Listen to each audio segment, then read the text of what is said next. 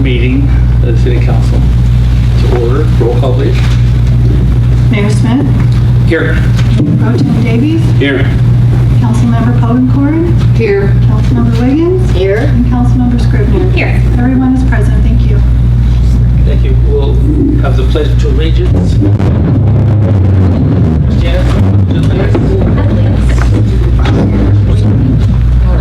your hand over your heart and join me. I pledge allegiance to the flag of the United States of America and to the republic for which it stands, one nation, under God, indivisible, with liberty and justice for all. Thank you.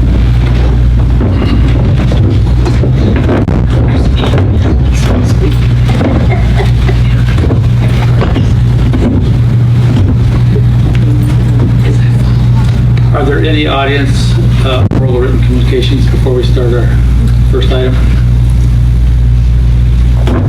All right, seeing none. First item of business is item 1, our 5-year budget for fiscal years 2021-22 through 25-26. If you can imagine that, it's a long time. City Manager. Great. Thank you, Mayor Smith. I'm going to go down to the podium so we can see each other a little better. Okay.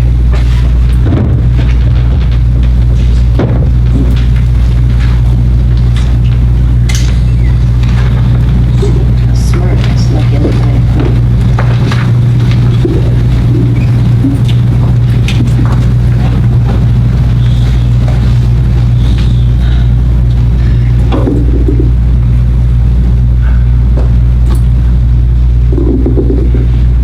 Can you hear me okay?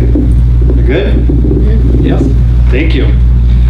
So it is my pleasure to be able to present to you a balanced budget this evening for the next fiscal year, and we'll look out for the next 4 additional years.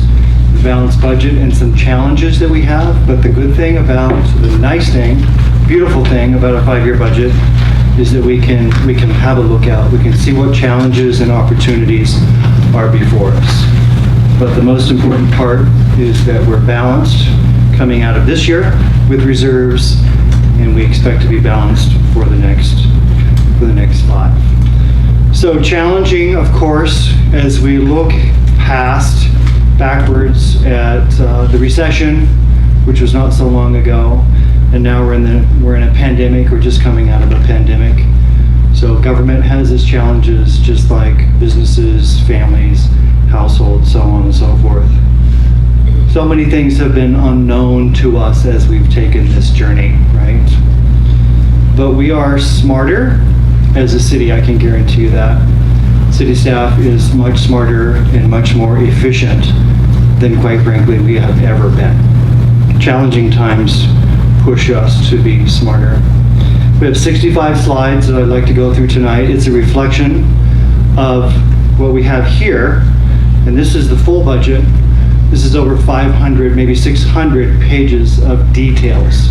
So after tonight, once we present this, we'll obviously ask for a motion to approve, and then we will continue working on this budget, which is all of the details, all of the spreadsheets that are linked together, and this will be put on our website like this particular one is right now. It's a 5-year budget, and we'll continue with that tradition.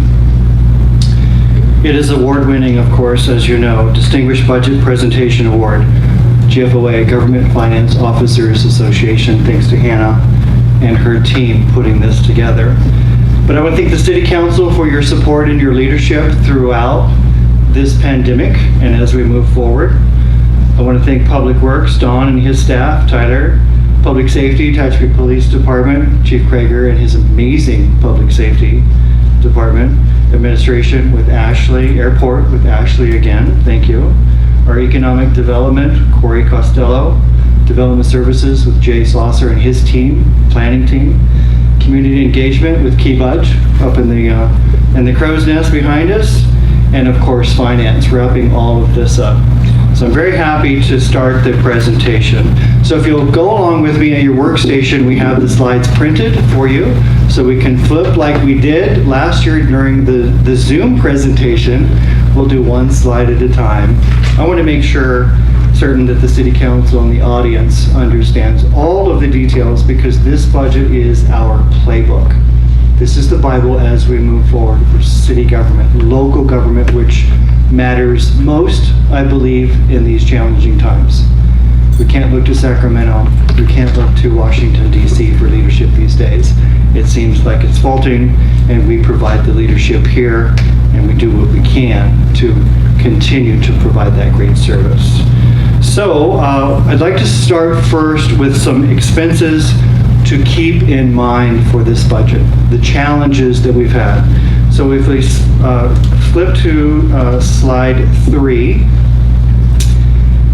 we've had meetings, we've talked about this, you've read about this. This has been a challenge for us in a big way, and that is Kern County and Kern County Fire Department looking to the 9 contract cities and increasing the values that it takes to operate the Kern County, so the contract amount. I want to talk about some of the key dollar values though. If we look at the contract cost, so if you look at 21-22 in the yellow, the contract cost for the City of Tehachapi fire protection is $726,658. That is a total that comes from $707,989, which is a state fire fund that is city property tax money, right? That's your money. That's the people's money that live in the city. We allow the county to divert that. We divert it to the county, so it goes right towards that total dollar value. And right now we pay out of our general fund $18,669. That's for a total of $726,000. That's a 2% increase over last year. But if we slide to the right, and we look at 2022, 2023, that number climbs to $948. That's a $205,000 increase out of our general fund. That's a 999% increase. We continue sliding to the right, so you can see the challenges that are in front of us. We are working different strategies. We're working with Kern County Fire Department. We have some consultants. We're trying to minimize the financial impact, but not compromise the public safety aspect of fire protection and the things that go along with that. Okay? So we're And these are property taxes collected within the city limits. Correct. City limits only. This has nothing to do with the county of Kern or anybody that lives in Golden Hills, Bear Valley, Stony Springs. They collect their own property taxes and utilize them for fire services also. Tehachapi area is in a unique area. We have a fire fund. Some communities do not have a fire fund. Some communities that are down in the valley, for instance, Wasco, Delano, there's no high fire risk. So that money is diverted at the state to different programs, okay? So the other entities in the area, do they have a state fire fund collected like Stallion or Bear Valley or Golden Hills like we do? Yes, it's collected through Kern County and used for the Kern County Fire Department. Because we are a city, we're obligated to provide certain services, public safety, fire, and police. And because we have elected to hire Kern County Fire, that money is diverted to them. But yes, that money is collected but kept at Kern County. Am I, just not to belabor it, but our fire fund monies pass through completely to the county for fire services. Right. For us in the city.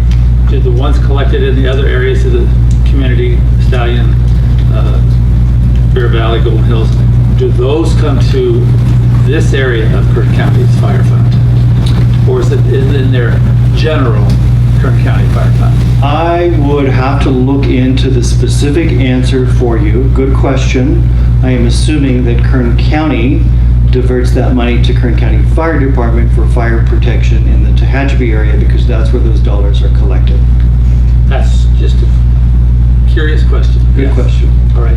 Is it spread throughout the county or is it moved into the stations that are up here? We are learning a lot about fire protection and the way that it's funded, pension liabilities, all kinds of things that are going on in the fire realm, if you will. Okay. Learning a lot. Council, Yes. my mic's not on. If you would, make sure you're speaking into your mic so it's recorded. All right. We'll do that. Thanks, Greg. Okay. Kern County they're moving towards a 6-year full implementation of this cost increase, full cost recovery. Okay? We will flip to the next slide, and we're going to talk about Calpers, which is the statewide retirement system. You're probably very familiar with Calpers. We have very little control, no control actually, over how they invest our money and how they plan for our retirement in that fashion, right? Similar to Social Security. A lot of retirements, public and private, are unfunded. That's for sure. You can look at our unfunded liability and see that we have, this dollar value has been increasing because the returns at the CalPERS level have not been coming into fruition like they had hoped, right, or planned. And so we have a plan to pay that off. Just a quick note, a couple years ago, Hannah and I, we paid off the fire. Remember, we had a 5-year fire department, and we collected some CalPERS liabilities. We paid that off. A couple years later, CalPERS came back to us and said, we need more money from the city of Tehachapi to help pay for the fire department that has been dissolved and once was paid for fully, right? So we're on this roller coaster that we would like to get off, that's for sure. But it is what it is, and we are locked in, and it's a perpetual motion, if you will. Every year, the numbers go up and come down and go up and come down, right? Right now, the city of Tehachapi has a $5.8 million unfunded liability for our CalPERS. The city of San Jose has a $37 billion unfunded liability. It's a big problem, but it's a problem that we all share, and we continue to pay into that system, okay?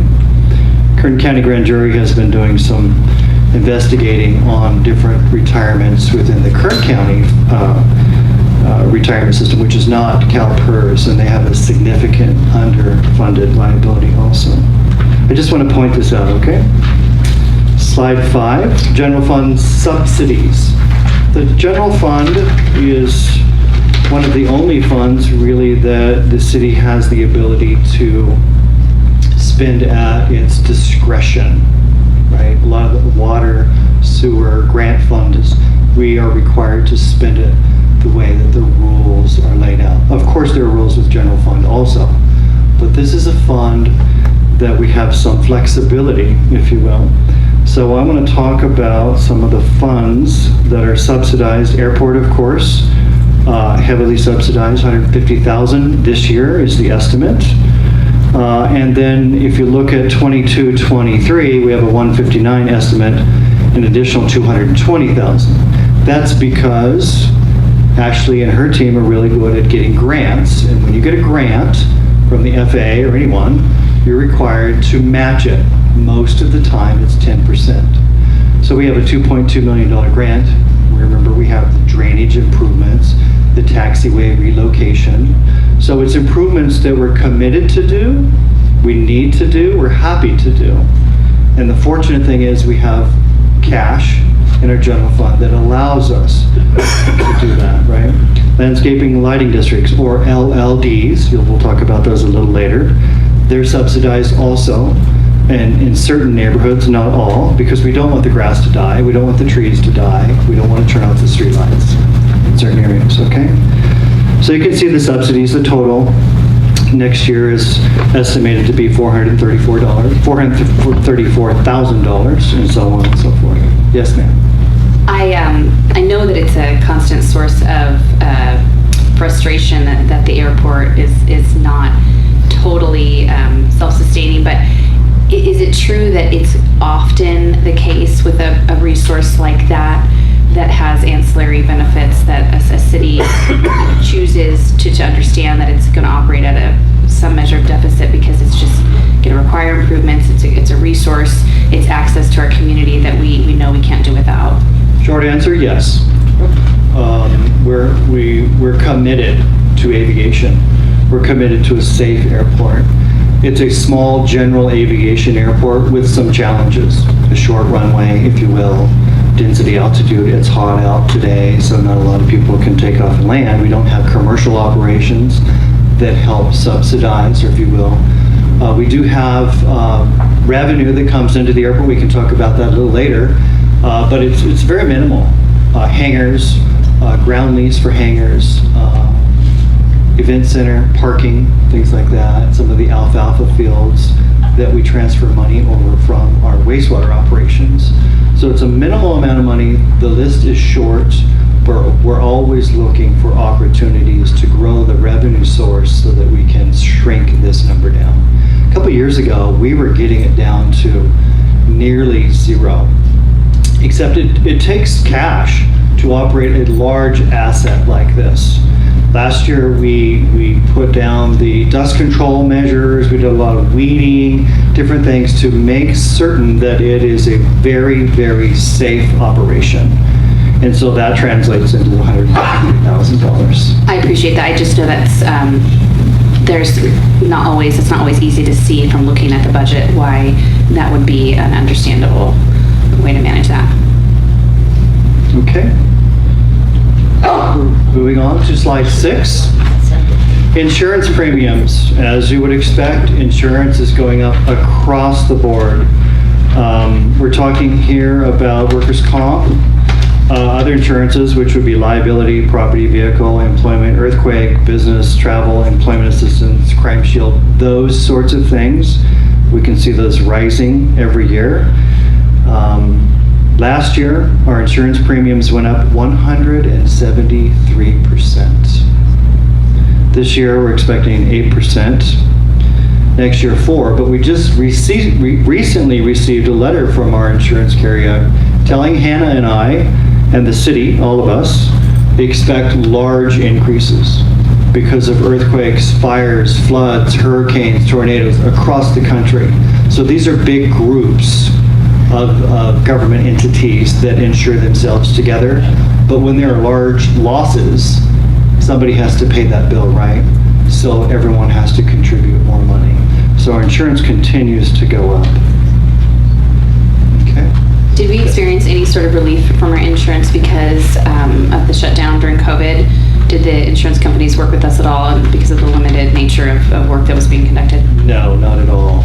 No. As a matter of fact, they're very scared and worried about repercussions with COVID and claims that people may claim against agencies and so on and so forth. We haven't had any, don't expect any, but you never can tell.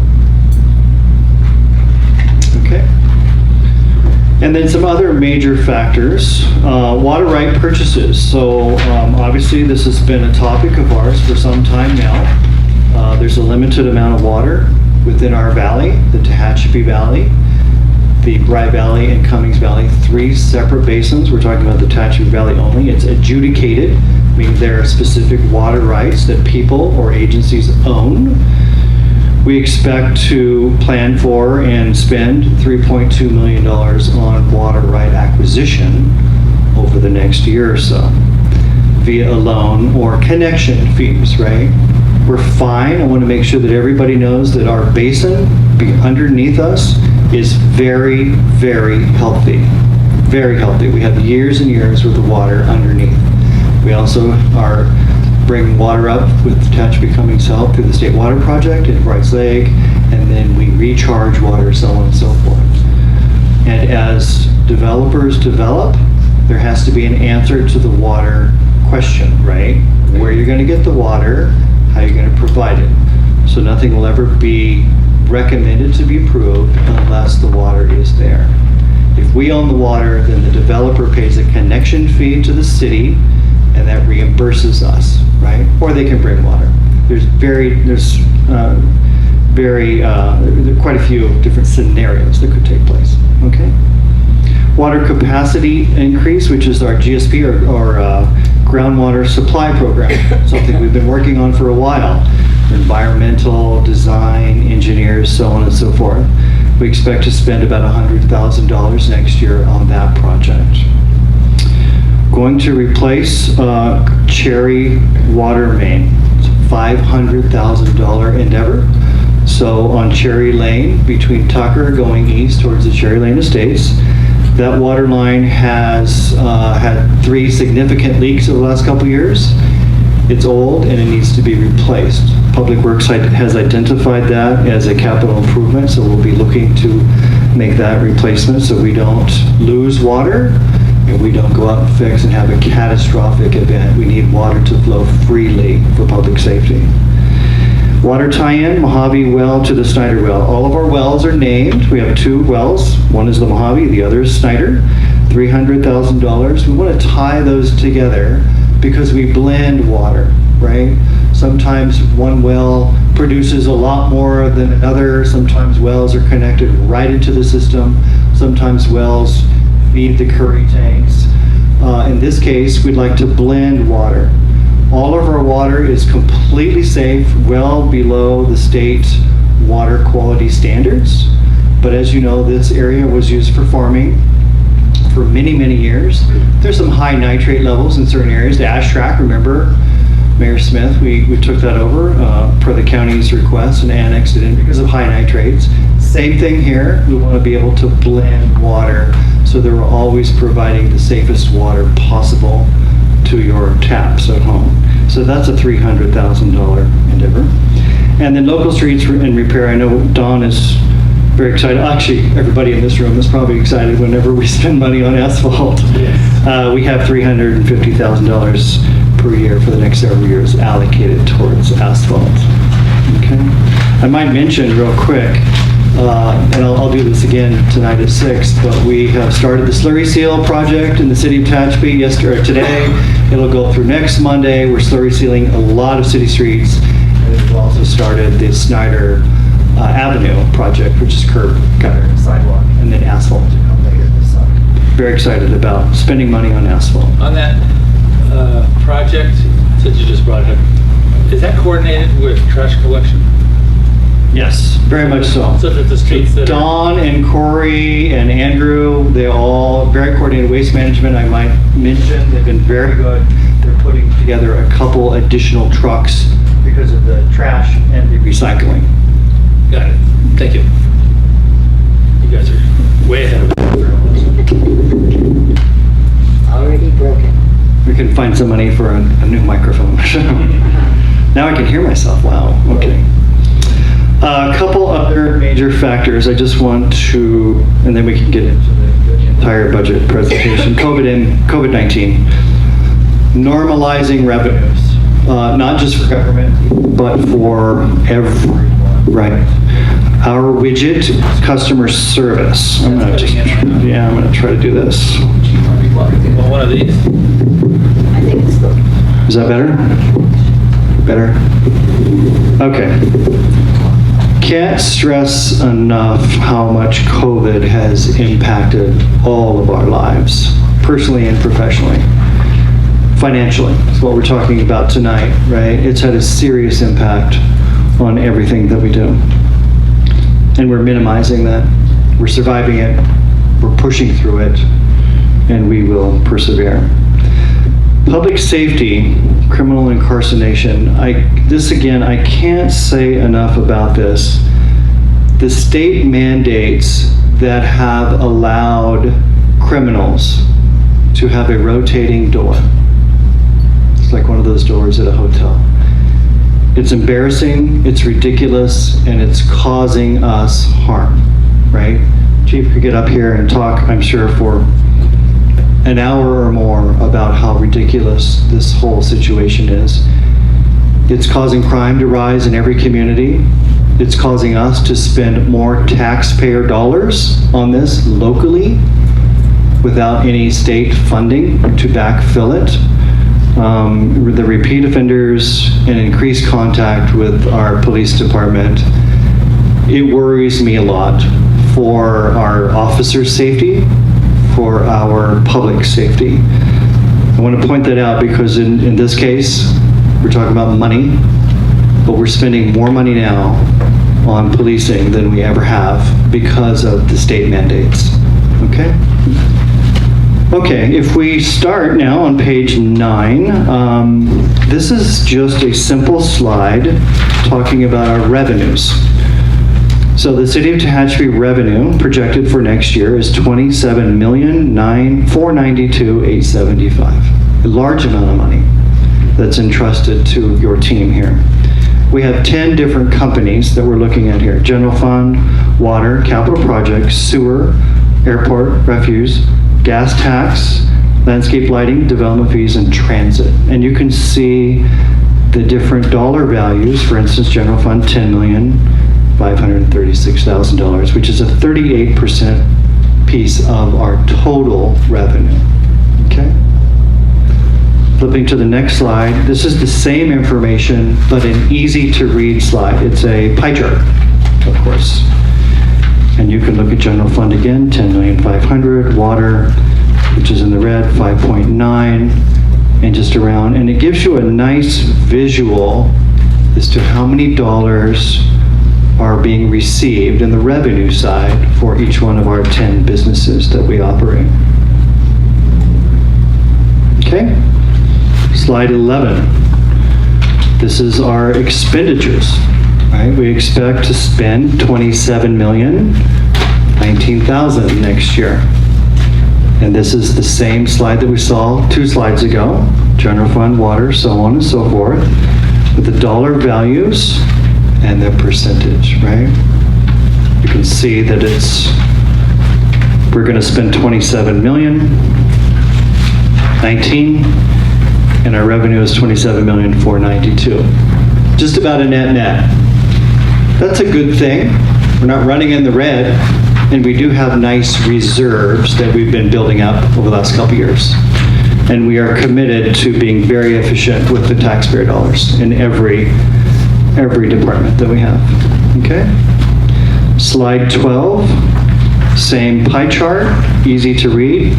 The $27,019,930 broken up into the different departments that you can easily read. We tried to make this very, very user-friendly for the public. Sometimes people, they don't have time. They don't want to look at this book, right? It's your money, it's their money. With these 60 slides, in a nutshell, this is your top-level executive review of our budget, okay? Slide 13. This is just a real quick expenditure budget pie chart by type, right? We have capital outlays, that's what we buy, that's what we build, those sorts of things, 8 million. Personnel, 9.3 million. You would expect that in every company. Personnel is your biggest cost. And operating expenses, 9.5. That's the electricity, those sorts of things that it takes to operate the company or the companies, okay? Slide 14, personnel budget. I want to talk a little bit about some positions. The top 4 are current vacant positions that we expect to fill after July 1st. Part-time public works laborer, part-time police technician, part-time office assistant, and 1 additional full-time police officer. Very excited about those 4. New positions that we plan on filling over the next couple years. We can look at 1 police officer in 21-22. Another one in 23-24. We must continue to invest in public safety. It's imperative. 1 police department executive assistant to help chief with all the paperwork that he has to push through every day, and his planning and his scheduling and all those sorts of things. And additional part-time public works labor, a very important position also. Everyone in the company is imperative to the success of this company. And a cost of living adjustment for all employees, excluding public works at this point because we don't have a current signed MOU. So cost of living this year is 1%. It's a rather low number, even though you hear inflation last several weeks. We take our numbers from, I think it's November, Hannah? Yeah, November, out of the LA Riverside area. We've been doing that for several years. And that's at 1%, and that is in the budget, okay? Going to the next slide, slide 15. This is a slide that shows you the total number of employees that work for you at the city of Tehachapi. So we can look at the first one, development services, our actual 2021, and go on and go all the way over. There's 7, stays the same.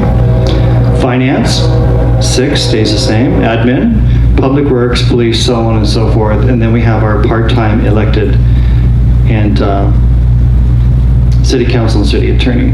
So right now we have a total of 83 people, human beings, souls that work for the city of Tehachapi, some part-time, some full-time, some elected, and some contract.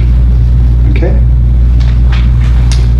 Next slide, general fund revenues. This is a slide that tells you where the money comes from that is deposited into the general fund. So if you go around, we can look at other taxes and revenues, 1.8.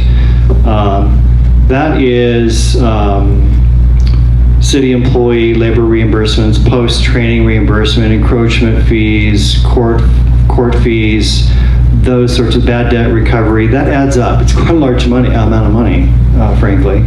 But then in the blue, property taxes, those are the taxes that you pay on your homes or your businesses, 1.4. Fire fund, we talked about that earlier, that's $707,000. Sales tax, that's by far the biggest, $3.45 million. We receive a lot of sales tax revenue from Walmart, Home Depot, Tractor Supply, Pilot, Love, so on and so forth. So that's the big generator. That's the biggest revenue source for most cities. You'll recall California City doesn't have that, or has a very small amount of money. So they have a special property tax that goes to the voters every 5 years to backfeed that, right? Because they don't have the sales tax revenue that the neighbors do. The nice thing about the city of Tehachapi is we have become a regional shopping destination with Walmart, Tractor, Home Depot, our beautiful downtown, all the shops. People are coming to Tehachapi from all around.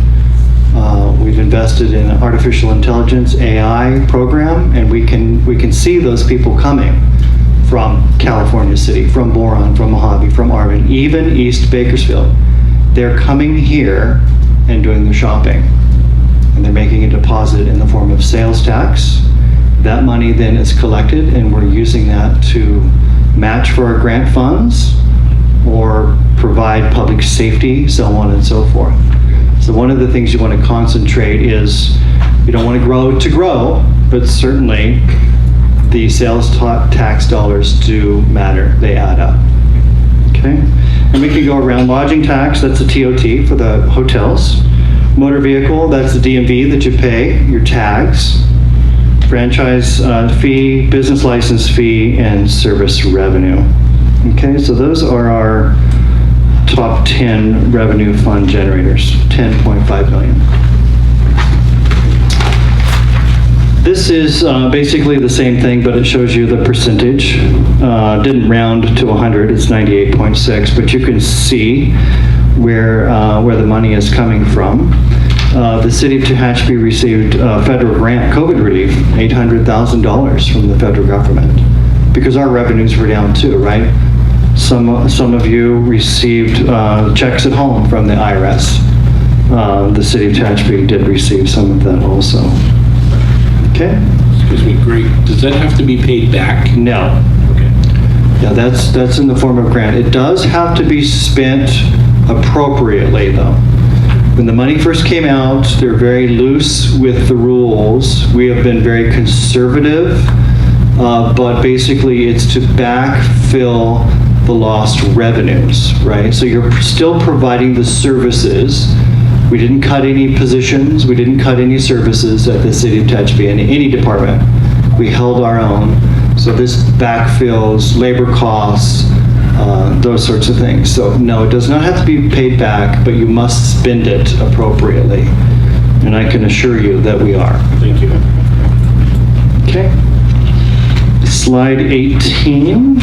This is just a quick snapshot, $145,000, but it shows you where a couple other revenue sources, interest income, passport processing revenue, which has gone way down, but we expect that it's growing a little bit. We're processing passports again. property lease, bad debt recovery, so on and so forth. It adds up to $145,000. Okay? Slide 19.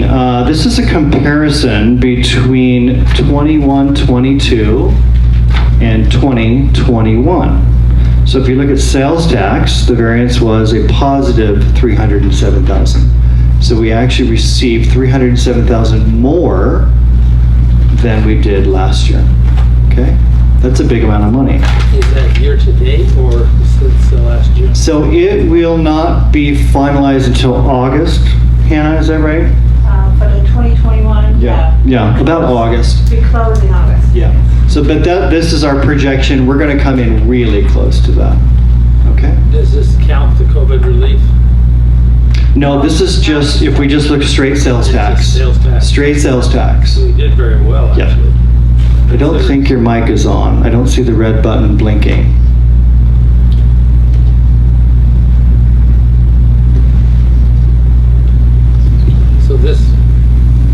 So this didn't include the COVID relief, this straight sales tax, which looks like we came out fairly well through the COVID. We're Right. anticipating in 21-22. All right, thank you. It's going to come in very close, but to answer your question, Mayor Smith, does not include the COVID money. So this is straight sales tax. The next one, property tax, additional 130, so on and so forth. But we can go down to police grants and revenues for negative 69,000. Well, that's because of grants and timings. If you apply for a grant, you receive the money after you process that project, if you will, in this case, then we'll get the money. So we don't have a grant between last year and this year, right, that we can realize. So it's really not a negative revenue, but we show it because it wasn't coming in, okay? And then service admin charge, that's a redevelopment agency, RDA reallocation. That still is ongoing and will be for several years, I'm sure of it. And business license tax, 4,000, for a total of 921, okay? In the positive, in the black, okay? That's just the delta from last year Yes. to this year. Yes. The ninth one, so thank you. It's a nice sheet, okay? Moving on to slide 20, this is 2021, 2022 general fund revenues. So this is a graph and you can look at the different colors. The top one is sales tax, as you would expect, going from a little less than 2.5, and we're projecting at 2025, 26 to 4.2 million. That's with our current growth patterns, right? That's something that Hannah, Jay, and I, the whole team, we look at what's on the books. We look at what's coming, what's in the queue. We look at the growth trends, right? We look at different things. So we expect our sales tax to grow, our property tax, our motor vehicle tax, that's when you buy a vehicle, and so on and so forth.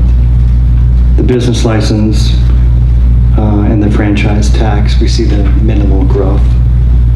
But those are our major revenue sources, okay? So you're expecting new businesses Yes. to drive that? Absolutely. We have several new businesses in the queue. Small, medium, and large businesses. Sometimes they take years to process, not necessarily because of the bureaucracy, but because of potentially the customer. They have their own timelines. It's their money, it's their schedule, right? So we move forward according to and there's lots of different things too. Infrastructure improvements that need to be made. And there's so many intricacies that go along with that. But these are our top 6 major revenue sources, okay? If we go to slide 21, this is the property tax revenue. We talked about this earlier. This is 1.293 million, 7.8% increase from 2021, and a 1.9 decrease from 2019. That was, again, because of a redevelopment agency reallocation of property tax funding. That was the small dip, right? It's not something that anybody did. That's not because property values are falling or plummeting. That was a bookkeeping through the state of California, right? Redevelopment agencies. Okay, we go to the next slide, 22. Sales tax revenue, we see continued increase. If you look at the chart, you see in the 18-19, the spike a little over 3.1 million, that was pre-COVID. And then you see us dip down, 19-20, that was COVID. People stopped spending, and then they started panic spending. And then there wasn't a lot of things on the shelf. So we've seen in the mid-2021, we see that climbing. And then 21-22, we see it very favorable. Honestly, when gas prices go up, our revenues go up. I don't like to see a high price per gallon at the gas pump, but there is a sales tax on gasoline. Also a gas tax. There's several different taxes, but there's a sales tax. So as we grow and as we become more of an economic machine in Eastern Kern, we'll continue to see this trend going up in the upward. Okay? Slide 23, TOT or Transit Occupancy Tax, $850,000. So this is when you rent a hotel room for the night. There's an 8% tax that is collected on behalf of the city of Tehachapi. So if the hotel room is $100, the city of Tehachapi receives $8, right? And that money is sent to the city on a quarterly basis, and we continue to see that increase. You see large numbers, 25% in 2021, and last year it was 31%. We anticipate the growth to continue. We have the Marriott Town Place Suites that are under construction, 85 rooms in the Capitol Hills area. We have a Hampton Inn that has been approved by the Planning Commission. We expect them to start construction later this summer. So we have in total about 260 hotel rooms in the city of Tehachapi, 85 coming with the Town Place and then another 85 with the Hampton Inn. And they're full. If you drive by there when I leave work late at night, I see their parking lots full of railroad employees, Caltrans, LA City Department of Water and Power, the renewable energy, travelers. Their occupancy rates are very, very high. That's a good thing. And they stay the night. A lot of times they'll go to eat out at a restaurant. So they're making deposits into our account, which we can take that money and spend on our city. Okay.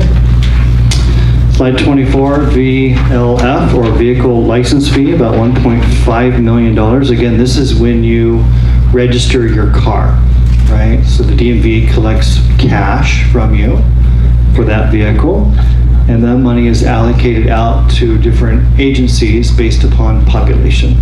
Okay, so we see that trend is also going.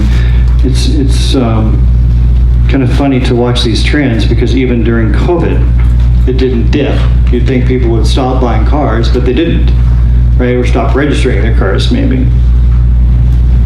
But we receive about 1.5, and the anticipated growth is about 3.3%. All of these numbers, it's a good time to say it, all of these numbers are ultra conservative, as we have been presenting to the council year over year.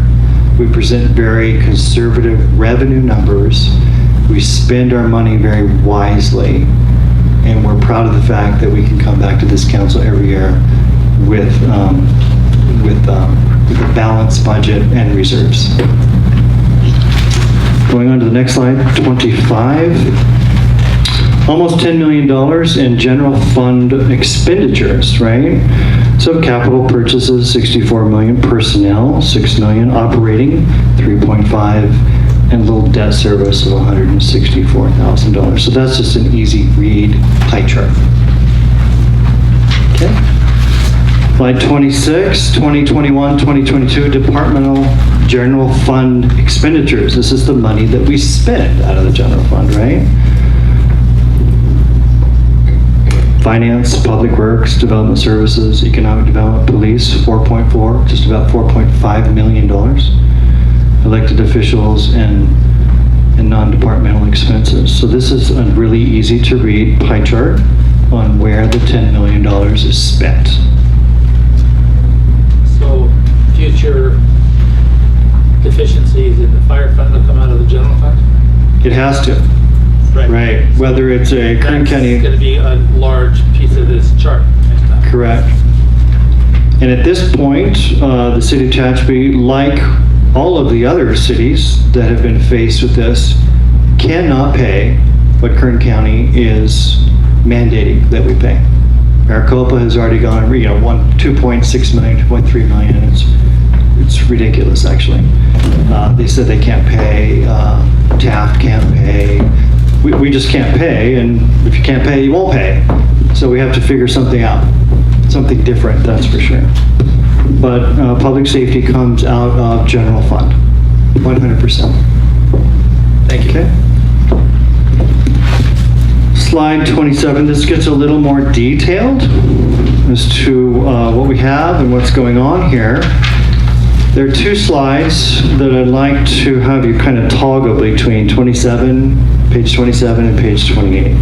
27 is the general fund with the federal government subsidies, I'll say. The CARES Act and the ARPA money, which is new money. 28 is the general fund without those subsidies, okay? But if we flip to 27 again, you can see, and the most important part here is at the very, very bottom, 6.327079 available cash. That's the money that we have in the bank, green hard cash. We can look at all the different funds that are coming in and our projected deficits and or,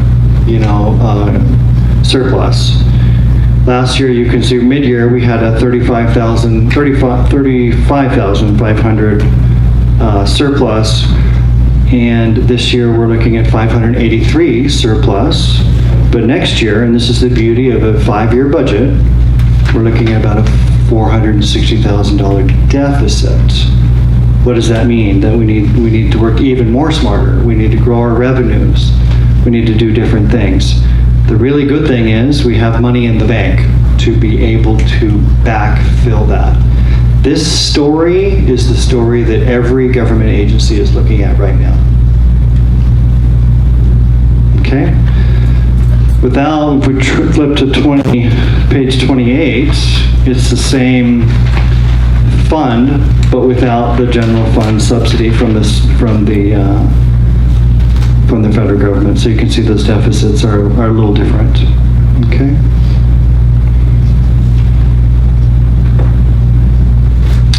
Page 29. General fund loans monies to different departments from time to time. This year, the airport mid-year was $18,000. You can see that.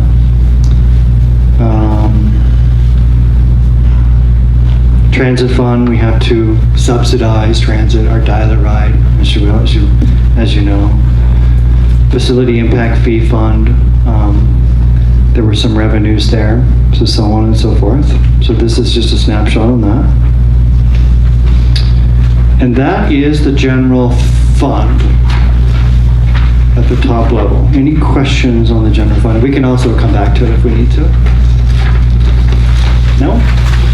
So the next thing we're going to go is talking about enterprise funds and capital project funds. So we'll take a snapshot. Slide 32, we'll talk about our water department. On the general fund, on our cash reserves, that's about almost 20% of our total, correct? We're very healthy. Revenue. We have a lot of green hard cash. Yes. Yeah. Not something. And so that's something I remember when Mayor Grimes was with us 5 or 6 years ago. Our reserves were very low, and Mayor Grimes and I committed to growing those reserves for that rainy day. And when COVID hits, it was raining hard, right? And again, the good thing is, the beauty of a 5-year budget is we can project out. We know where we are, we know where we need to get to. Okay, water fund, this is again slide 32. So we're in the water sales business, right? We sell water to businesses, to citizens, Revenue 21-22 was about $2.4 million. That was a 2.9% increase over last year's budget, equated to about $67,800 in additional revenue to our water department. Water connection fees, again, I want to stress the connection fees that we receive are not used for operations. They do not go into the operations budget. The fees that are received are from a development that is, let's say, your initiation to connect into our system, whether it's water or sewer, so on and so forth, right? We collect those monies, retain them, and then reinvest them into improvements sometimes, or God forbid, there's an earthquake, fire, flood, and something happens, one of our water tanks, one of our wells, right, or our sewer plant. Remember Mayor Smith several years ago, we had to go spend millions of dollars on upgrading our wastewater treatment plant. You need money in the bank to do that. So it's not operational, it's not personnel, it's not chlorine, it's nothing to do with operations, right?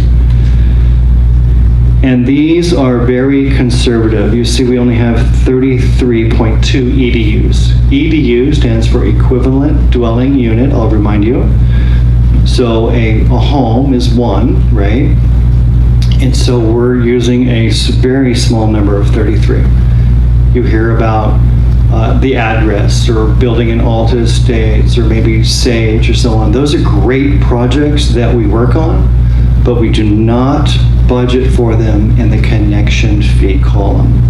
When they're received, that's great, and we continue to spend that money on design, engineering, and upgrades, but we don't necessarily budget for that in the manner that you would think that we would. We're very conservative. Water entitlement fee revenue, small decrease there, but that again is when developers come along. And then again, the $3.2 million water rights purchase. We expect to spend up to 3.2 in water right purchases, either through borrowing ourselves from a department internally, or going out on the open market and looking at a loan of sorts that would be paid back through the development fees. Okay. Slide 33, water fund revenue. This is a nice, again, pie chart, looking where we receive money, retail water, utility, which is in the blue. That's where it, water connection fees, so on and so forth. Little interest income. 5.9, almost $6 million a year company. Okay, slide 34. This is a trend, a 10-year trend for water sales revenue, right? And you can see in 18-19, during a kind of a drought period, we dipped down a little bit. People used less water, right? Still costs the same amount of money almost to provide the water. We have the tanks, we have the electricity, we have the personnel, all of the overhead. But you can see it started to jump up, and that looks like a big jump, but we're going from 2.1 to 2.3. So keep that in mind, but we see the trend growing in an upward. Again, this does not take into account any significant homes on the horizon. We're using 33 homes for next year. It's a very manageable number, very manageable number. That does not include hotel rooms for the EDUs? It does, to a certain extent. There's a difference, so the difference between a residence and a commercial or industrial and a hotel, there is a very complicated spreadsheet that kind of, flushes all of that out, if you will. Right. Okay. The next slide, 35, water connection fee history. This just gives you, again, a nice snapshot. You see peaks and valleys. 16, 17, that I believe that was Pilot Travel Center, maybe Loves. And it comes down, 17, 18, very manageable, 150,000. But then it pops up to 315. That was Walmart. So whenever there's a large development, of course you would expect water, sewer, parks, public safety, those sorts of things, those fees are collected, right? So the development does not, so the resident of Tehachapi does not subsidize any developer at all. They pay their own way, the plug and play. Okay. Slide 36, water fund expenses. In the green, 4.3 million, but 3.2 of that is this water right purchase acquisition that we've been talking about. Personnel, 1.3 million. Operating, just shy of $1 million. That's electricity, that's contractors that help us from time to time at our pumps, our wells, our storage and distribution system. Very well run company. Okay. Slide 37, this is expenses that we expect to spend. The blue line at the bottom, capital projects, you see that peak coming up next year. That's the Cherry Lane, the water line replacement along Cherry Lane, underneath Cherry Lane. So that's how that peak is. Operating expenses, kind of up and down a little bit. That has to do with electricity mostly. The more water people use, the more we pump, those sorts of things. And personnel is trending pretty flat. Okay, slide 38. These are some of the expenses for the coming year. I'll just go through them quickly. $75,000 for radio read meters, right? We do this every year. They last about 10 years and we replace them. They're very efficient. They're a radio signal, so we don't have to actually go lift the lids and read the meter. $75,000 for that. $500 for the Cherry Lane. We've talked about that several times. $85,000 for some structure improvements. This is a chlorine injection system and some storage for our chlorine. We chlorinate the water just a little bit. $69,000 for leased water rights. These are some obligations that we've already made. $37,000 for a couple vehicle and backhoe lease payments. $100,000 for the GSP, groundwater supply. We've talked about that several times already. $300,000 for the Mojave to Snyder well intertie, and the 3.2. We're repeating ourselves a little bit, but I want to make sure everybody knows exactly what we're going to spend the money on. Yes, sir. Mr. Garrett, what is, how many replacements is $75,000? Is that, how many meters is that approximately? Don, how many is that? How much do they cost each? Residential meters about $125 a piece. $125. But we have thousands of meters. Yeah. Very large 900 meters are $4,000 a piece. Yeah. So it depends. We have a 3-inch, 2-inch, 1-inch, typical 6-inch. So the bigger they get, the more expensive they are. That's for sure. Okay. And we have a program. Several hundred meters a year. Okay. Just as a reference. We replace several hundred a year. We have a program that, we keep track of how old the meters are. And then sometimes meters die. We have to run out there and replace it. Then it's free. Yeah. Right, yeah. Water. No, Tyler is all on that. And Tony and Tom, they're all about it. So nothing is free. Okay, that is where we're going to spend the water money in the next year. That was slide 38. Slide 39 is the Excel spreadsheet showing our water company once again, and a very, very healthy once again. You're looking at our cash reserves, $2.389 million. That's the bottom of the yellow, the very bottom under the 21-22. That money again is spent on projects, right? We need to accumulate a bank account, reserves, so that if anything happens, right, a well goes down, it happens very regularly. To pull the whole well, you have to replace the motor, you have to do certain things. So we need cash on hand, okay? The small deficit of $466,000, that's because of the Cherry Lane project, but we bump right up to a nice positive 57 the year after, and then it continues to grow. But our cash reserves are the most important piece at this point, okay? Next slide, slide 40. This is water development fee. And these are connections, right? We've talked about that over and over. So if you're going to build a home or an office or a Walmart or whatever it happens to be, there's certain dollars that you must pay to be able to connect into our system.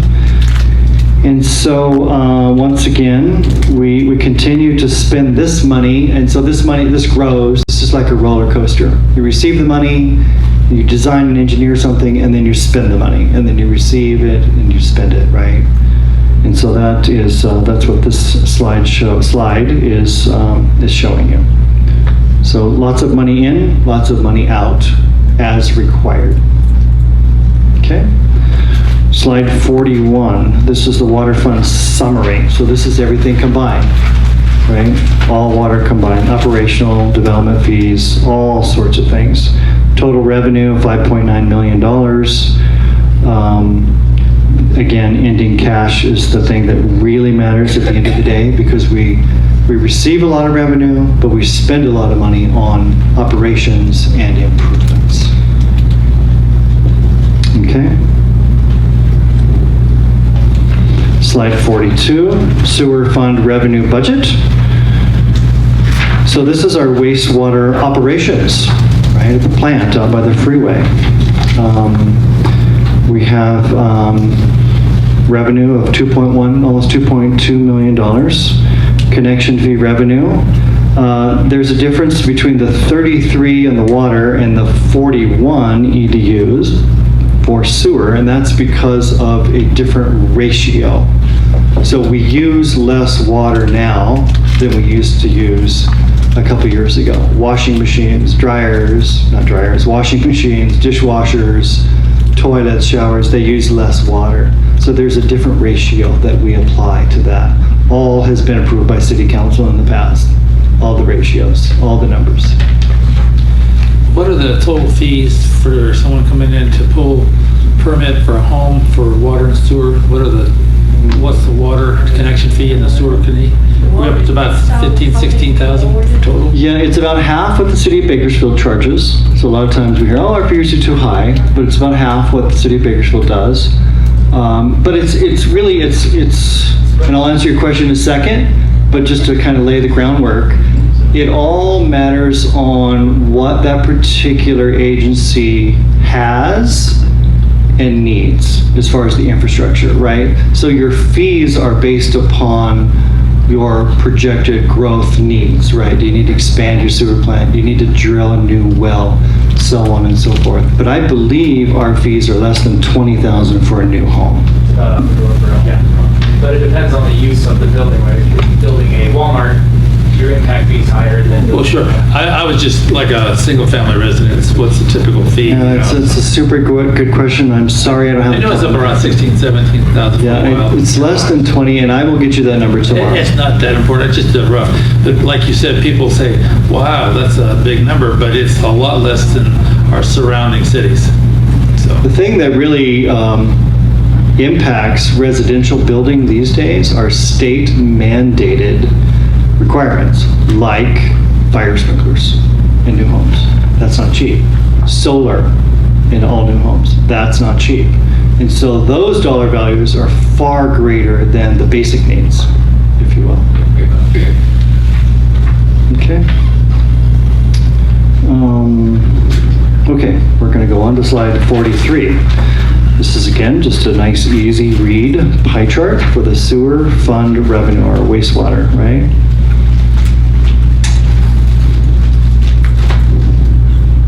Sewer connection fees, you can see that's very low, $241,000 in the whole scope of things. Okay, slide 44. This is our 10-year trend for our wastewater operations, right?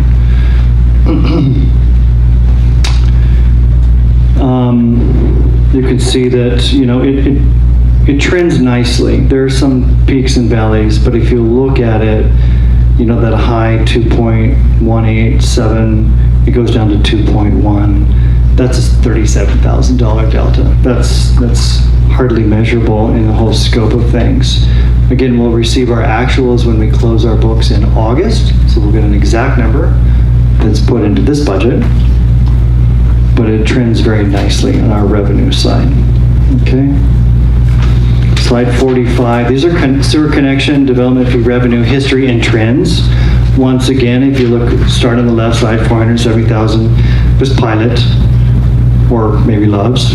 And then it dips down to the 187, which is about average, 250 a year is what we receive in revenue for sewer connections. Then it bounces way up to 638. That's because of Walmart, right? They use a lot of water, a lot of sewer, a lot of capacity in our system, right? The refrigeration units, so on and so forth. And then it starts trending back down in the 250 range. Again, very, very conservative. Several projects in the works, but we don't do the peaks and valleys with our budgeting. If we receive that money, that's great. It goes into the account that allows us to design, engineer, to continue to design, engineer, and build infrastructure improvements. We do not spend the money on operations. Slide 46, $2.348 million in expenses. Operating expenses. The wastewater treatment plant is a little more costly to operate than the water system, right? You would expect. We use a lot more power. It's a 24/7 operation. With the water system, we pump water when the electricity is more affordable. Founders worked hard with Southern California Edison. We have variable speed pumps. We pump after hours when power is a little more affordable. With wastewater, you turn it on and you never turn it off. Right? If it shuts down, we have a problem, right? So it's got to always run 24/7, 365. So operating expenditures are a How little. much are we utilizing solar for anything on the pumps and anywhere? We do not subscribe to any green power, solar or wind. We just take it off the grid, as Southern California Edison. We have researched green power many, many times. Dawn and others with several reputable companies, and it's never penciled out for the city of Tehachapi. It costs more to provide that power at this point than it would be just to stay where we are. But we continue to look at that. We tried the turbines at one point. It just sounded like a great idea. It just the upkeep and the maintenance was more than what we were trying to save there. Yeah, okay. And we do get different rates than the public, like streetlights, for instance. We get a lower rate for a streetlight than you do at your home, right? Government mandated. Those are flat rates too, aren't they? It is a Per flat pole? rate. It is, yeah. So we needed a few more poles in some really dark streets. Well, we could look at that. Some love them, some hate them. Safety and dark sky. But yeah, if you have a request, please let us know, and we'll certainly look at that. Absolutely. I'm a fan of streetlights. Okay, moving on. Slide 47. Again, this is just a quick snapshot of some of the expenses that we expect to spend for the coming year. Upgrading our recycle pump water station, a concrete drying bed for sludge, a new wash rack, FOG, industrial waste. That FOG stands for, it's an acronym, fats, oils, and grease, something we're working with the county and the state of California because we want to make sure that our sewer lines are clean, right? If you're dumping something down the line, whether it's grease, fat, or industrial, chemical, we need to make sure that everything is copacetic with that. So $50,000 on that. Street super payment,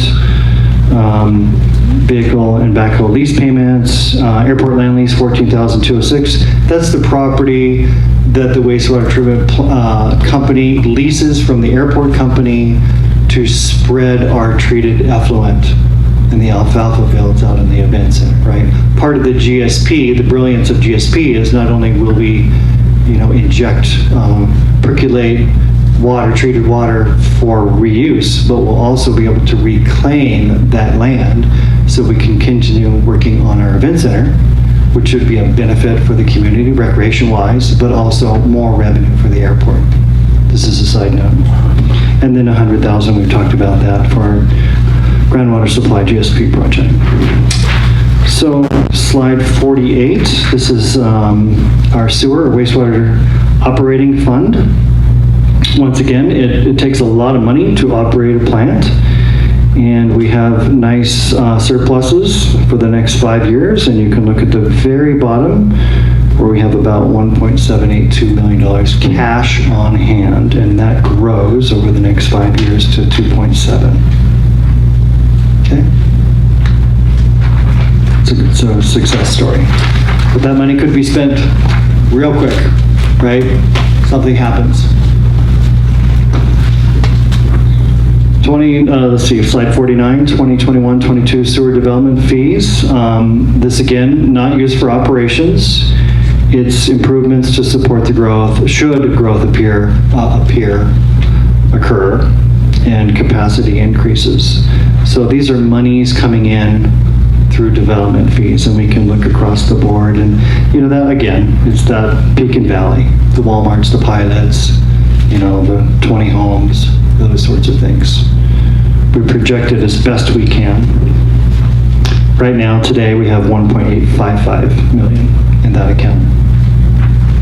Okay. Next slide, slide 50. So this is a summary. So this takes into account operations, connection, all the different things that come into play. And you can see that our revenues versus expenditures, right, kind of in the middle. This year we project $116,000 in the black, and that continues to grow. But once again, at the very bottom, that's the available cash. That's the piece that matters. That's combining all of the sewer funds together. 3.6 growing to 4.1 and so on and so forth. Okay, that's money on hand, green cash in the bank. Next slide, 51, this is the airport. So the revenue for 21-22 is projected to be $812,000. That's rents, right? City owns 8 hangars. We lease a lot of ground that private property owners, private hangars, lease from us. We have billboard leases out on the freeway. We own those. We have cell towers on the Rock Tower. We receive a little revenue for the Bad Bulls and the rodeo parking, so on and so forth, that go into the revenues. And then we have the expenses. So you look at the difference between revenues and expenses, and that varies also because of grant funding, right? Again, if we receive a $2 million grant from the FAA, they require a match. So we have to take that money from general fund and provide that match. But it does about $153,000 right now, next year, in subsidies to operate the airport, right? Oh, the personnel, Don's people, the weed control, the fueling operations, the management, working with the FAA, working with the consultants that help us with the automated weather system, all of those sorts of things. Okay? That's that. And we're going to go to slide 52. This is a nice, easy read pie chart where the revenue comes from. We start with the purple. That's the hangar fees I was talking about. So city and private hangars, right? Ground leases.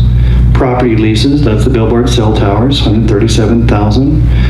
Aircraft property tax, $1,600. If you own an airplane, you pay tax on that airplane. And so we divert that money out of general fund into the airport operations.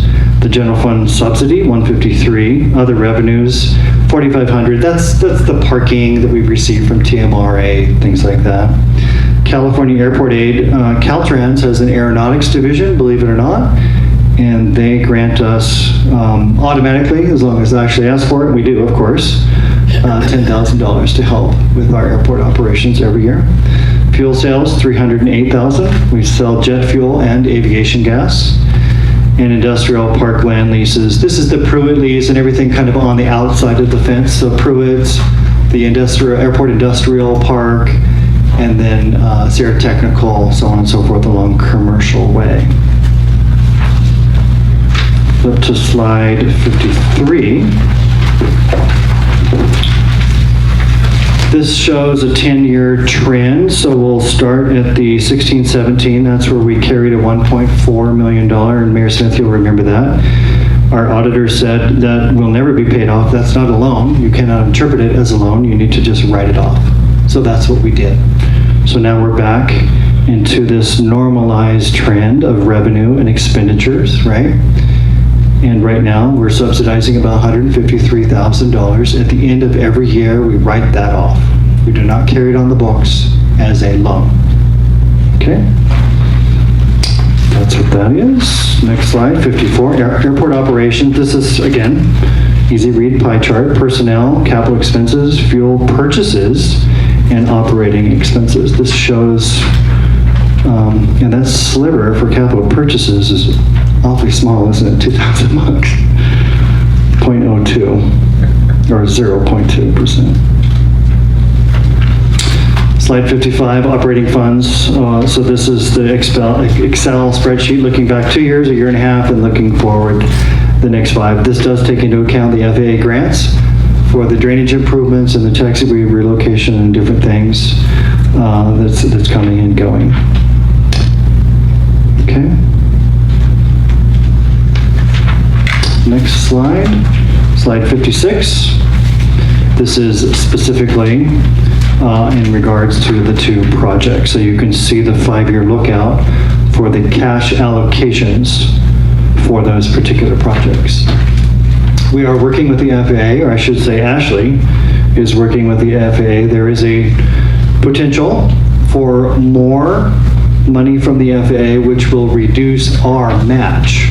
Don't want to make any promises, and I hate to come back and say they didn't authorize it, but it's certainly on the table. And so we're aggressively pursuing that.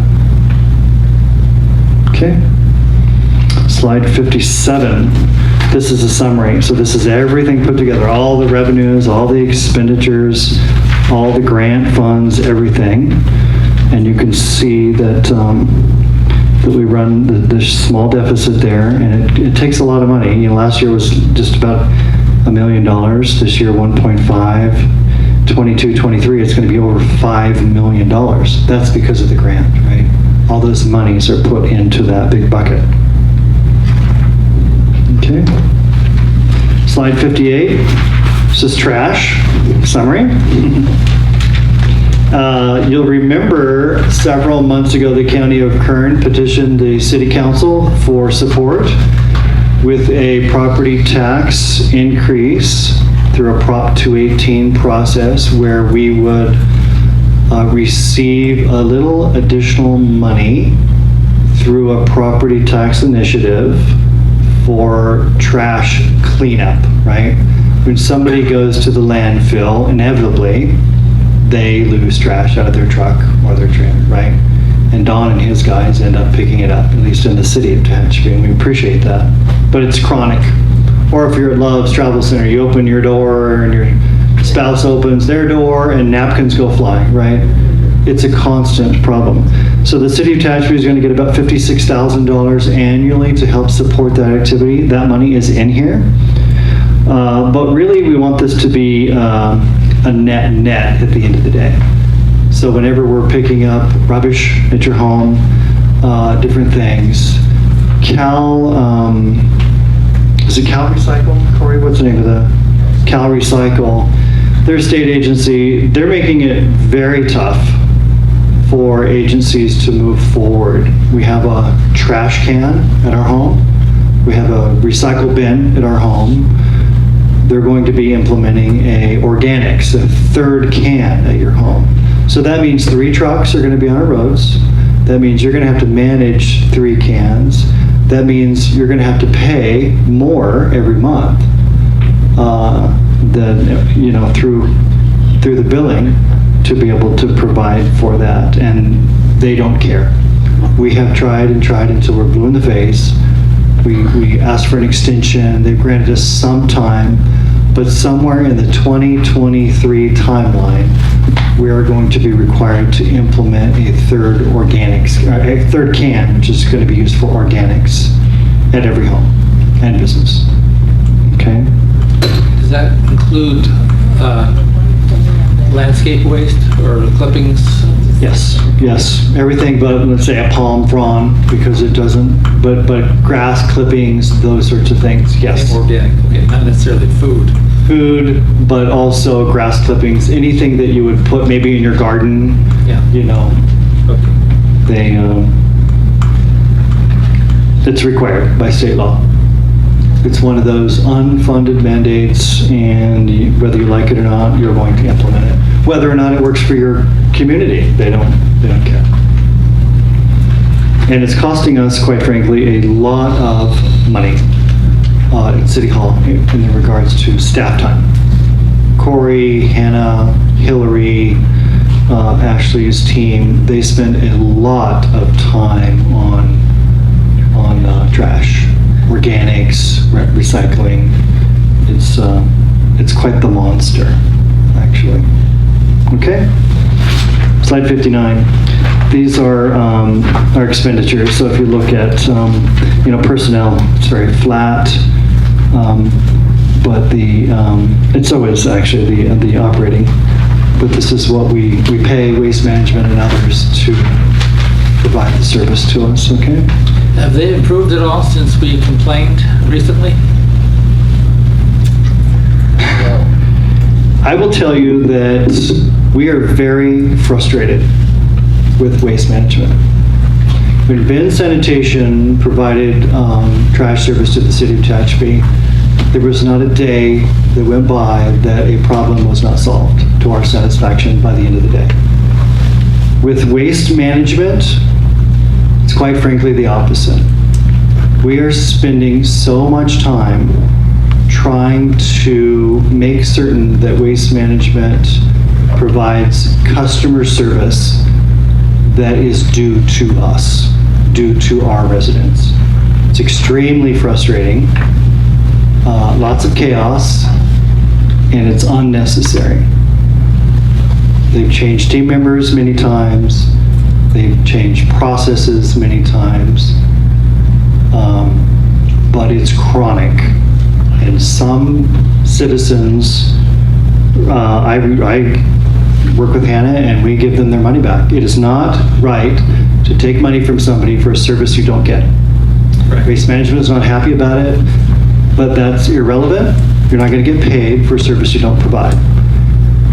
Corey, Ashley, and her team, they spend an inordinate amount of time managing Waste Management. It's not acceptable. Do we want to look at an alternative down the road? So we have on the agenda for 6 p.m. An increase for the cost of living, but also we are looking at a couple other things because we allowed, for good reason at the time, Waste Management to purchase bin sanitation with relatively the same set of rules. It may be time to look at that, re-look at that. We are re-looking at that. And we expect to bring something to you in a future agenda. Right. Okay, slide 60. This is transit. This is our dial-a-ride. Again, we would like this to be a net every year. It is heavily subsidized, of course, because we're required to do that. Dial-a-ride is $2 for a regular ride. In the city of Tehachapi, $1 for seniors or children. So we spend about $320,000 and we receive about $313,000, if you will. So a small deficit this coming year. But we like this to be kind of a net, if you will, as long as we can stay within a $10,000 or $40,000 range. Yes, ma'am. I know this is, it's not my, They might turn off automatically if they're not used. It's probably, Phil, yours is still on. I just turned it on. Okay. My question is there a number in terms of volumes for ridership that if we achieved that cost per rider would go down to a level that we were comfortable with?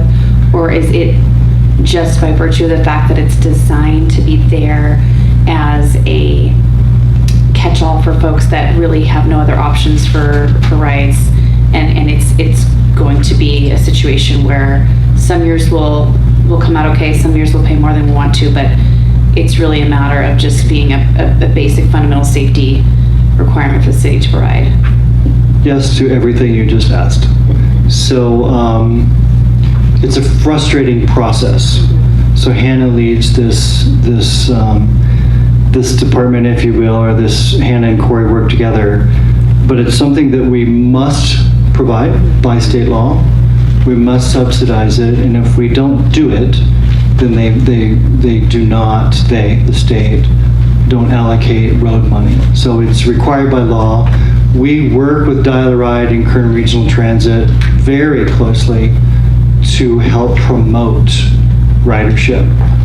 Because the more riders that ride, then the less subsidy, if you will, because their overhead stays the same. Do we have a number? Do we know if we had, 200 riders a week, then we would be there? And I would maybe say 200 to 300 a month. if we had 200 to 300 riders a month Right. riding in town Yes. from the hours of, Right. It's a Over there. kind of a 7 to 6. What's the hours? Oh, it starts at 5:30. 5:30 And a.m. then there is a break, I think 1.5 hour at lunchtime. We don't service, and then all the way to, I believe, 6. okay. They receive reservations. You can call and see if something is available. But they have the capacity to, They do have the Provide there rides are to- unfilled seats for sure. In Kern County Transit, forget the gentleman's name. Hannah, what's his name? Bob Snoddy, thank you. He's very engaged and trying very hard to help the city of Tehachapi and all the cities in Kern achieve these numbers. and so we know what the number is. We know we have capacity. Have we considered doing any sort of, public service campaign with our social media and our fantastic? We do that a lot. Yeah, we do it with social media, we do it with brochures, we do it with mailers. So we're Yeah, doing, Mr. it's Snoddy and Hannah, a they matter are of all the over public us. doesn't want it. Some require it. But But when- public in mass is not hungry for this service. With the rural nature of Tehachapi, it's just not, we're not the city where you can jump on a bus and go from your home to a shopping and mall. I think they do require 24-hour advance notice, or at least day For before. reservations. Yeah. So So it's a struggle, for sure.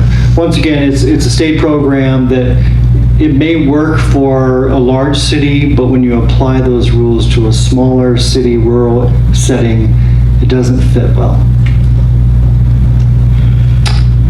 Okay, that was slide 60. We'll move on to slide 61. These are our expenditures, contract costs versus total expenses, right?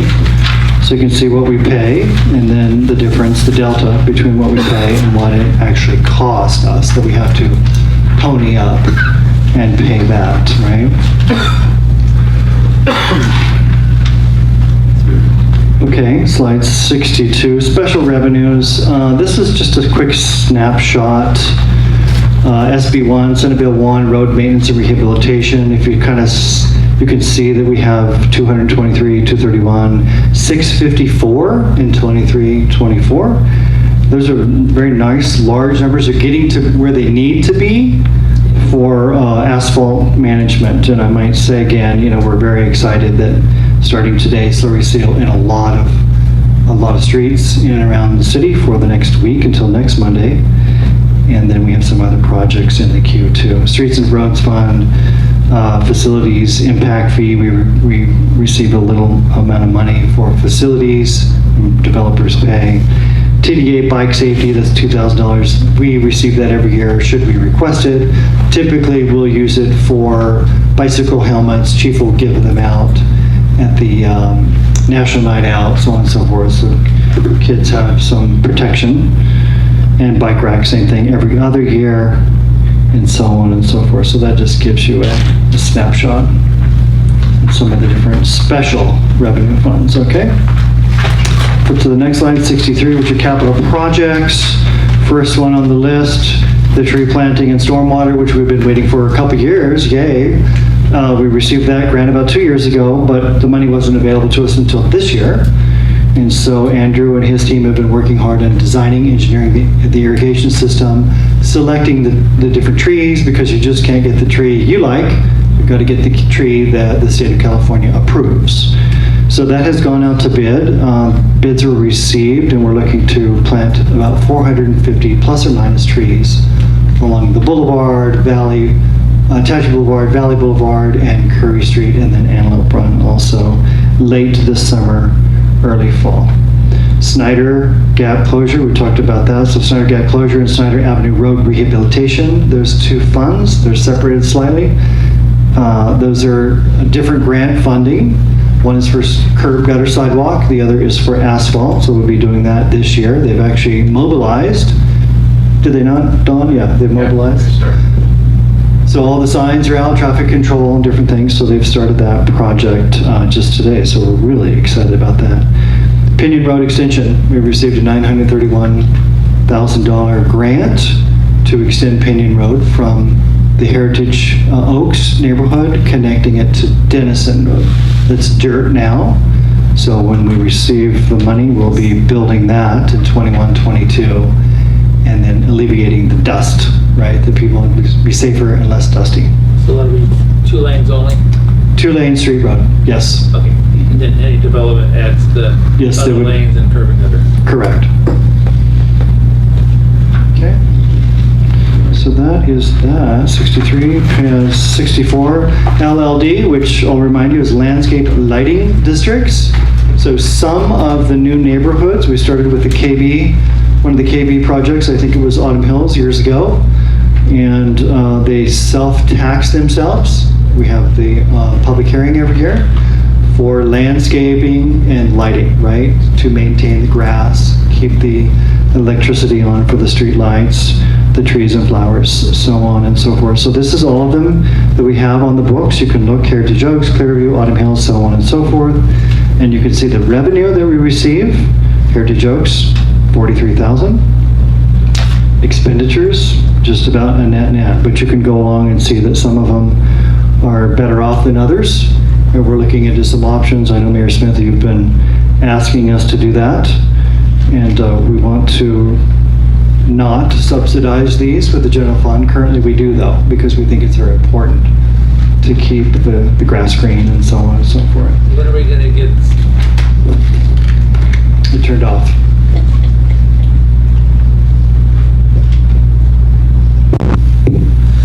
when are they gonna complete the landscaping on South Curry and the medians that have been just dirt? for a So while? that's part of the project that we were talking about earlier. So that's this late this summer, early fall. Perfect. So we'll be planting trees in those medians. So years ago, remember we took all the asphalt out because it's too much asphalt. It looked like a 405 freeway. We received some money to put in the curbing, which is really nice, knowing that we could potentially find funds to landscape. And that's what we did. And we'll be putting that in late this summer, early fall. That's gonna look nice. Yeah, really nice. We're gonna have some trees, bushes, maybe some boulders, different things. It's gonna look really, really beautiful. Okay, that was 64. We'll go on to 65, Drainage Basin. So this is similar to a landscape lighting, but it's a drainage, right? DBA, Drainage Basin Assessment. So some neighborhoods, industrial areas have big holes in the ground, right, for stormwater. Stormwater is diverted into the hole and then percolates back into our aquifer. But sometimes between storms, remember a couple years ago we had storm after storm, and Don and his crew had to manage that. So between storms, we have a pump, and we pump that out of the drainage basin to get ready for that next rain event so that we can manage our storm water. So that's what a drainage basin does. Okay? And the next slide is the last slide. Those are any questions that you may have. I'll just close by saying I want to thank again the council, the staff, the entire city of Tehachapi. It's a pleasure to do what we do. We take it very serious.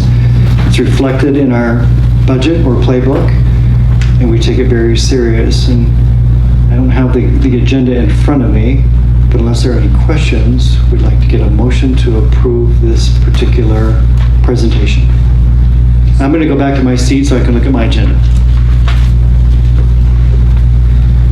I'll second. They need to make sure your mics are on. You see the little screen. If it's blank, push the red button. Did we have a motion? I made a motion. We have a motion. I and second it. We had a second. Roll call. call vote, please.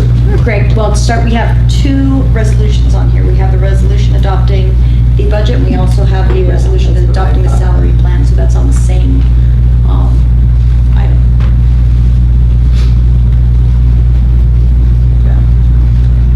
Can we take them all at once? Same time. All right. And we have a motion and a second for both items. Roll call vote, please. You, Councilmember Wiggins? Yes? Councilmember Pokencourt? Yes. Councilmember Scribner? Yes. Mayor Pro Tem Davies? Yes. Mayor Smith? Yes.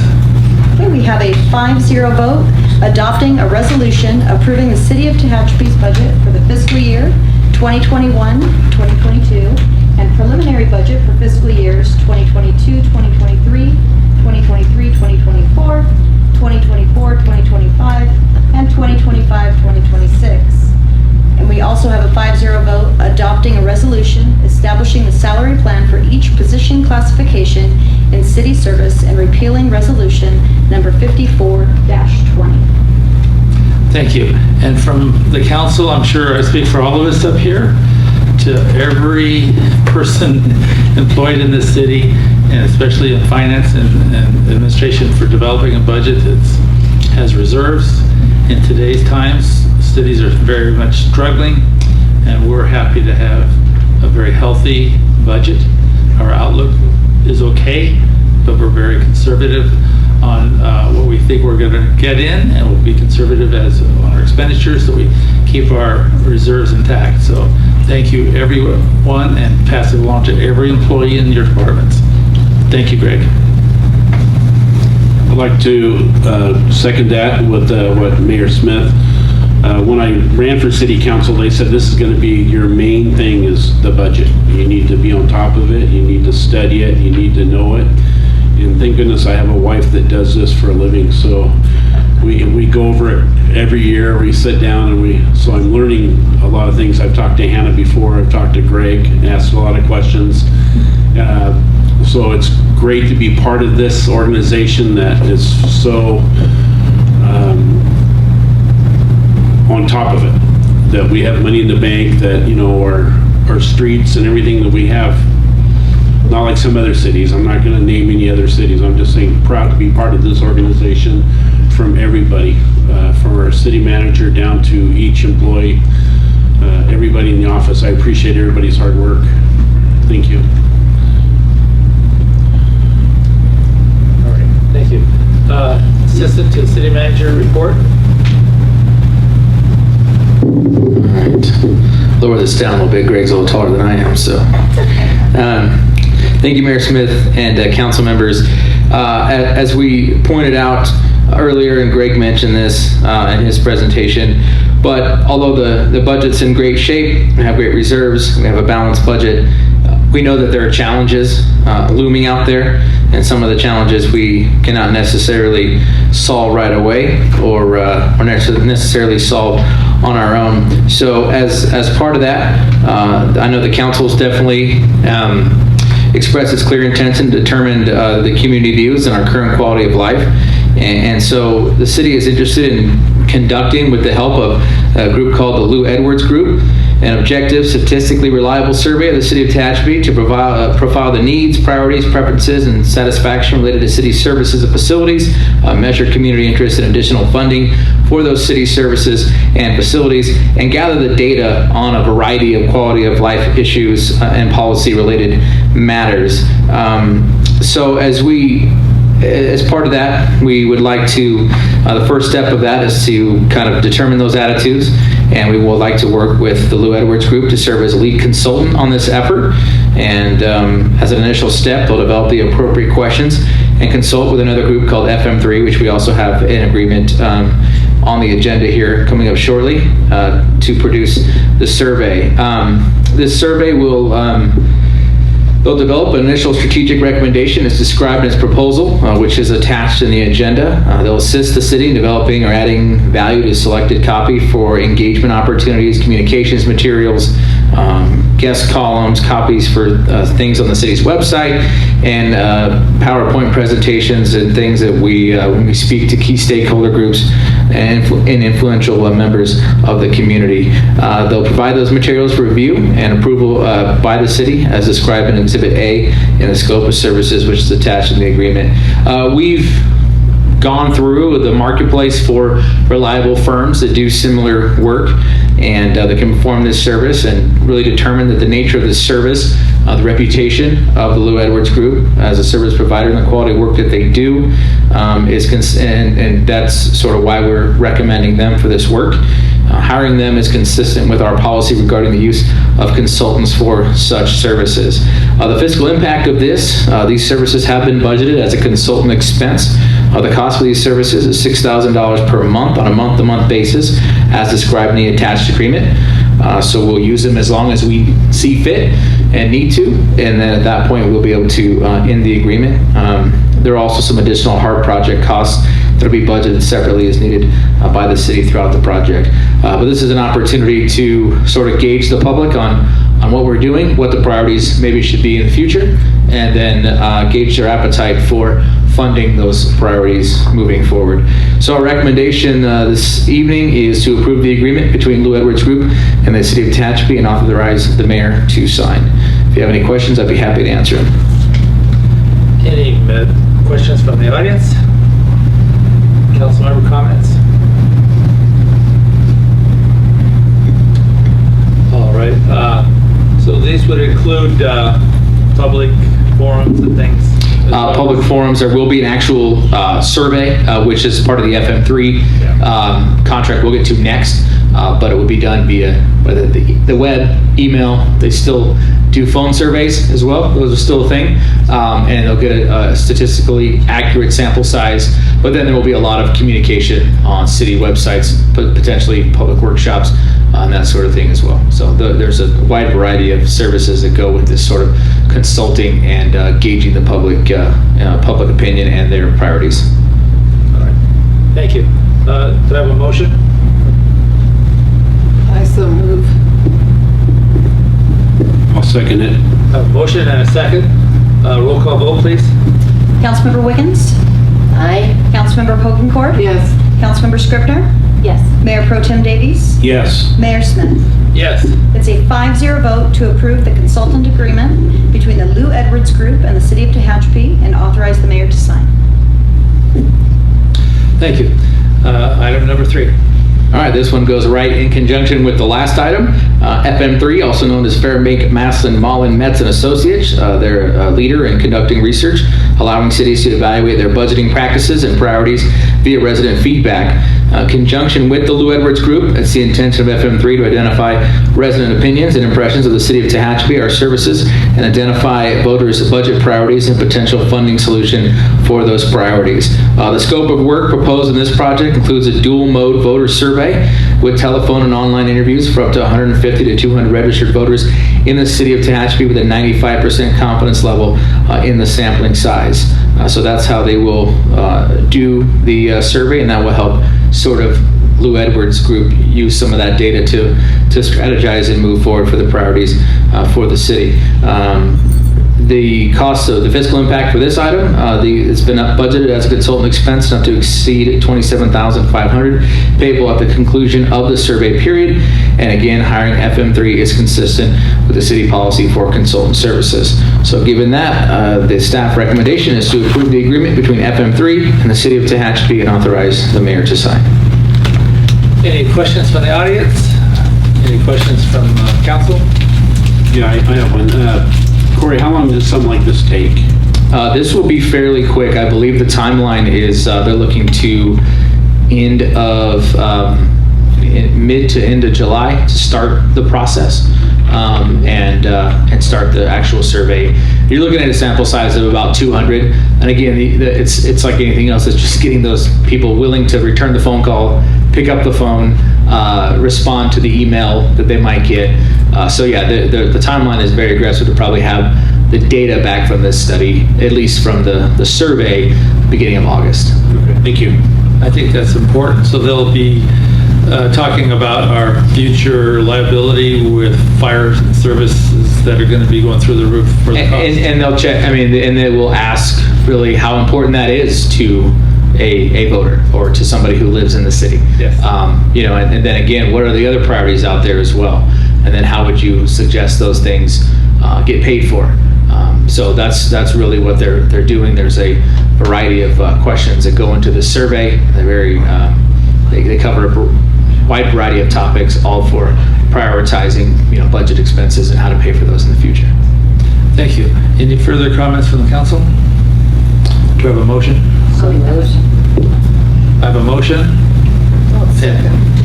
Then I think I had a second from Christina. All right, motion and a second. Roll call vote, please. Councilmember Wiggins? Yes. Councilmember Polkencourt? Yes. Councilmember Scrivener? Yes. Mayor Pro Tem Davies? Yes. Mayor Smith? Yes. It's a 5-0 vote to approve the consultant agreement between Fairbank, Maslin, Mullen, Metz and Associates, and the City of Tehachapi, and authorize the mayor to sign.